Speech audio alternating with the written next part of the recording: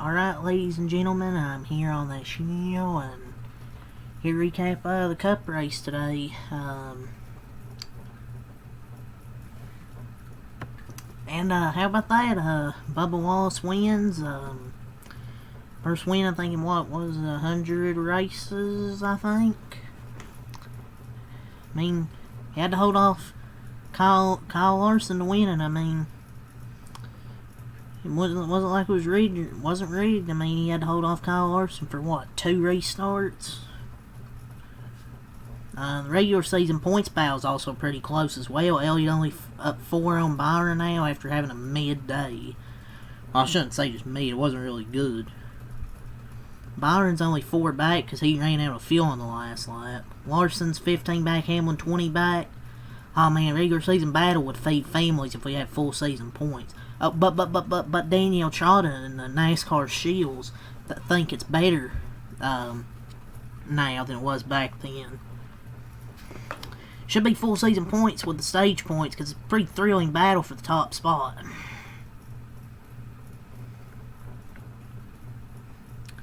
But yeah, Bubba Wallace had to earn that one, man. Happy for him. He's officially in the playoffs. I think he was going to get him regardless with points, because he would have had a good points day. But to get the win and know you're in the playoffs, it's a good feeling. The race overall, though, I really didn't think he was good, to be honest. I mean, it's just typical next gen, and really just Indy as a whole. It's just, especially the next gen car, it used to be just kind of pretty much boring. But it's kind of just unwatchable besides the finish, because the dirty air is just ridiculous. If you have a car come down to try and pass you, you go and block off their air, and then they get tight, they go way up the track, and if there's a car behind them, they're going to get passed and lose that position. You know, I don't know if I should be impressed. I don't know if I should be impressed or surprised how in the 3 years they've been running the car, they haven't even attempted to fix the dirty air issues this car has. I don't know if anything's gonna work on this car. I mean, you can say, oh, so they've made no attempts, it's just wrong, they've tested their splitters and bodies. And what did they do after those tests? On short ovals and road courses, yes, but nothing at the big ovals. That does nothing, though. They've been doing it for 3 years. The option tires were pretty decent, but apart from that, it's just always the same. I don't think they could have made a worse car if they tried. Dirty air, extra grip with larger wheels and brakes, the rear view camera, single lug, stranded with flat tires, easily flips. No matter what changes they made, oh, they're making a change to Daytona. Yeah, but watch somebody still flip. Year 4 with this car, and we have slightly different aero packages and different tire compounds. But they need more power, different underbody, different everything. They should start developing the Gen 7. They should just start developing maybe another car. Or just bring back the Gen 6, 2014 Gen 6 or something. I don't know, dude. I think the delusion from NASCAR is impressive. I don't know what they can do to fix this thing, man. I've been surprised in the 3 years they've been running this car, they still try to attempt passes like this and expect a different result. Like where Eric Jones tries to get to the inside, I think of Bubba. Bubba cuts off his air, he goes up the track. Chase tries to pass Todd. He gets tight, has to get out. Has to lift. Blaney tries to pass. Chase cuts off his air. Blaney gets tight. I mean, at least with Xfinity, you get there, you can pack the air and get the leader, the car in front of you, loose. I don't care what, I mean, dirty air will always be an issue no matter what. You can't just delete dirty air, but this is the worst, it might be one of the worst it's ever been. And I'm not sure what you can do to fix it, but I'm not an expert. They should at least have an idea. But yeah, I mean, I'm going to give the race a 3 out of 10, only because of the strategy was interesting and the finish. But other than that, I can't rate this race any higher, to be honest.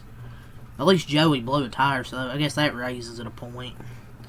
But it just wasn't that good of a race. I mean, I felt like most of the lead changes were like during green flag pit stops or through strategy. But yeah, but I'm happy for Bubba and the whole 23 team. When considering your vote for the Jeff Gluck poll, keep in mind 0 passes for the lead under green. And stop. Blaney, Pitt, and Logano blew a tire. That's the only reason there was a lead change. If Logano didn't blow a tire, he would have won. It was just a terrible watch. And Indy's been like this. It's not just a Gen 7 thing. Indy has always been one of those gotta run up front to be up front type of tracks. Like, you gotta qualify well. Even in the Gen 6, there weren't that many passes for the lead. The strategy throughout the race made it intriguing. In the Gen 6, at least. And strategy made it interesting today. But that's really it. I mean, I told you the Xfinity race would be better than the Cup race, and I'm not surprised. But if you knew coming in there wasn't going to be any passing, like I did, I'm not surprised. And congrats to Bubba for winning, but I can't express how frustrating it is also with these quote fuel mileage races where like only 1 or 2 cars run out of fuel. Like, I thought he was going to run out of fuel. Byron runs out of gas every time. Every single time. Somehow Byron's the one that runs out of gas. I think it's the second time this year. Josh Berry would have had a top 5, I think, and he ran out of gas. So, and it's just these fuel mileage races. Like 1 or 2 guys will run out of fuel, but everyone else still makes it.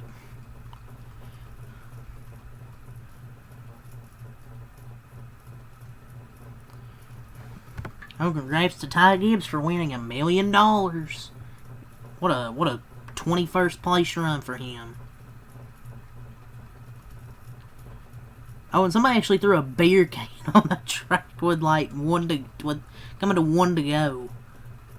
Somebody threw a beer can on the track trying to stop Bubba.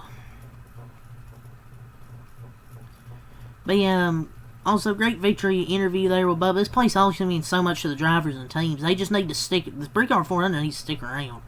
You just gotta help the car. Put Xfinity car plus aero with big horsepower is the fix. Take the diffuser off see what happens. I didn't expect Bubba to win, but also can't say I'm overly surprised. His record Indy's silently good. What did surprise me is he got fully clear for turn 2 and held off Larson.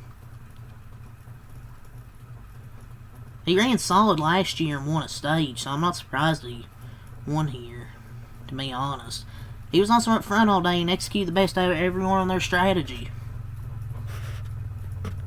Which is how he got the lead when Blaney pitted. Took 2 tires. Logano also took 2 tires. I don't know why he had a tire go down. Same thing happened to Cindric early in the race. Maybe it was an air pressure issue. I don't know. But, I don't know. This race was going to be probably like a 2 out of 10 for me, but I would say a 3 out of 10 with the drama. It's just like, fix the car. It's just worse and worse. There's little to no improvement to most tracks with this car over the past few years, except Atlanta. It's just, every single week it's the same thing. Like, I'm sitting here saying the same thing about the car. But, whatever, it just wasn't good. But Bubba winning, which is really cool. It wasn't rain short, and it wasn't a different car number. It was all Bubba against the defending race winner at Indy, and one many claimed to be the, quote, best driver in the world. Head-to-head at Indy, and he had to go and earn it.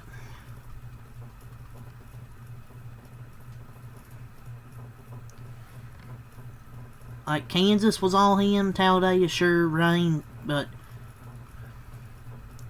Kansas was all him. That scheme's something. That scheme is something. He had a fast car though. He qualified second and drove like hell in the restarts. Had to earn it against Kyle Larson. Had to earn it. In TNT, there was a big stack up on the race start where a bunch of cars got front end damage. I didn't think there was that many. There was probably at least like 3 or 4. Well, TNT, not very good coverage there. Some terrible coverage.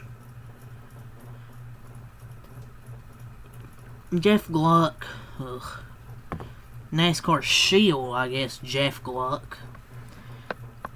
So the crowd was a decent crowd. Like, he's like, oh, who's compared this to the past? No one really knows what's going on. Yeah, this is just like the Brickyards when they got 250K. Well, when the crowd is about, I don't know what was it, I don't know what percent decrease it is, when it's that much, then, yeah.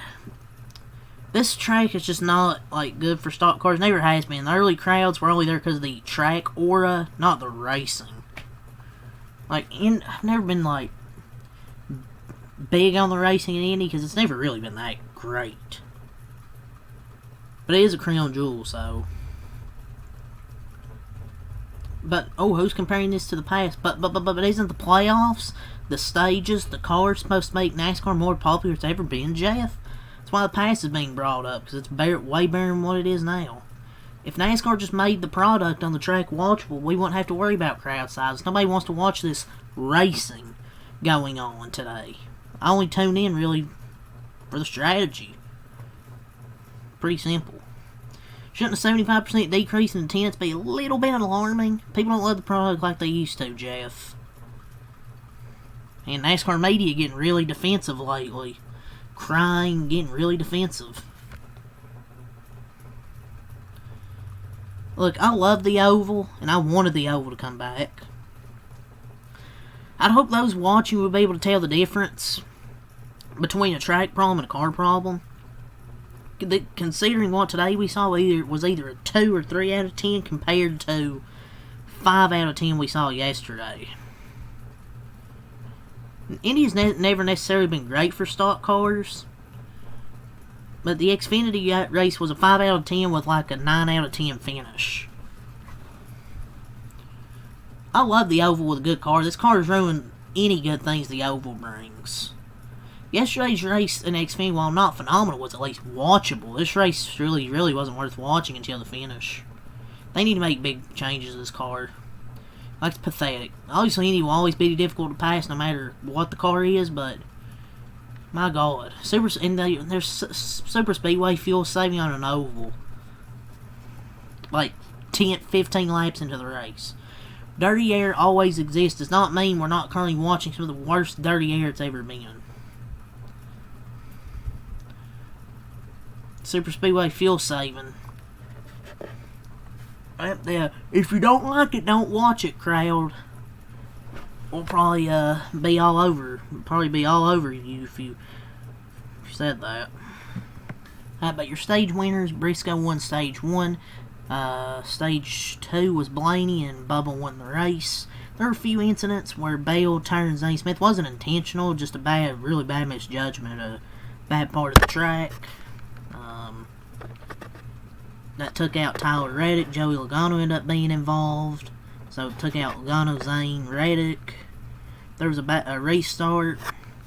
It took Stenhouse out, and a bunch of other people got damaged. Austin Dillon, Cody Ware DNF'd. Eric Jones had the wheel come off.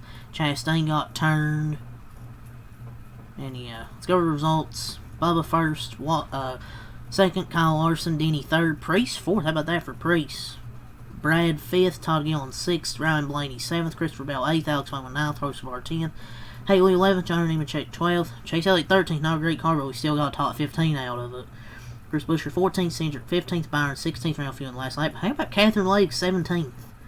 Chase Briscoe 18th, SVG 19th, Cole Custer 20th, Ty Gibbs 21st, Josh Berry 22nd. Ran a few in the last lap. Allmendinger 23rd, Jesse Love 24th, Kyle Busch 25th, he got damage. Herbst 26th, Suarez 27th, he also got damage. Ty Dillon 20th, he got damage. Tyler Reddick 29th, Mike McDowell 30th, he had a flat tire. Zane Smith 31st, Logano 32nd, Gregson 33rd, Blicky 34th, Stenhouse 35th, Jones 36th, Cody Ware 37th, Austin Dillon 30th, Mountfield, and 39th, and last is Ross Chastain. So, upset win with Bubba Wallace, another new winner. He's officially locked into the playoffs, so it was just a boring race, but whatever. On to Iowa next weekend. Hopefully that's good, because the last few races have not really impressed me. The last like 3 races. But yeah, that's all I'll say. Peace.